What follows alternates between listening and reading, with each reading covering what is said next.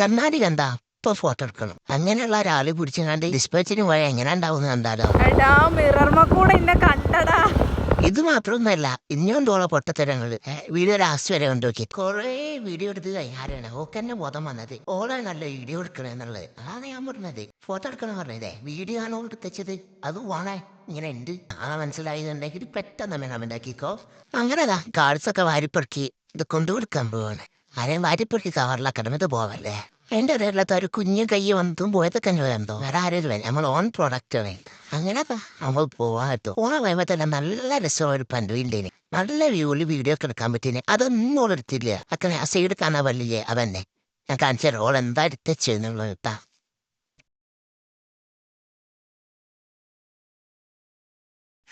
കണ്ടില്ലേ, ഇനിയിപ്പോ അതാണ് കഥ. ഇനിയിപ്പോ ഡിസ്പാച്ച് ആക്കാൻ പറ്റും. ഡിസ്പാച്ച് ആക്കണ വീഡിയോന്റെ ഒന്നും മര്യാദക്ക് തരുമോന്ന് ചോദിച്ചപ്പോൾ കാണിച്ച അടുത്തതായിട്ട് ഞാൻ കാണിച്ചുതരാം.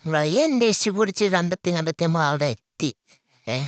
ആളെ ഡിസ്പാച്ച് ആക്കണ സാധനം വാങ്ങാൻ വന്ന ആളുണ്ടല്ലോ, ആളെ നേൽവട്ടം കണ്ടപ്പത്തേനോട് ക്യാമറ ഓഫാക്കി കഴിഞ്ഞ് ഇങ്ങനെ ഉണ്ട്. എങ്ങനെ ഇരിക്കുന്നു ആ റോഡിന്റെ ഒരു സൈഡ് സൂക്ഷിച്ച് നോക്കി ആളെ തലെങ്കിൽ തലല്ല ഒരു സൈഡ് കാണാൻ പറ്റും. അങ്ങനേ ഉള്ളൂ. ഞാൻ ആളെ ഫേസ് കാണിക്കാനൊന്നല്ല പറഞ്ഞ, ജസ്റ്റ് കൊടുക്കുന്ന ആരെങ്ങനെ പാത്താ തെറ്റ്. എന്റെ മാത്രാണ് ഇതിനും കൂടി നേരെ പേരേക്കുന്നേ. അല്ലാതെ എന്ത് ചെയ്യാനാ.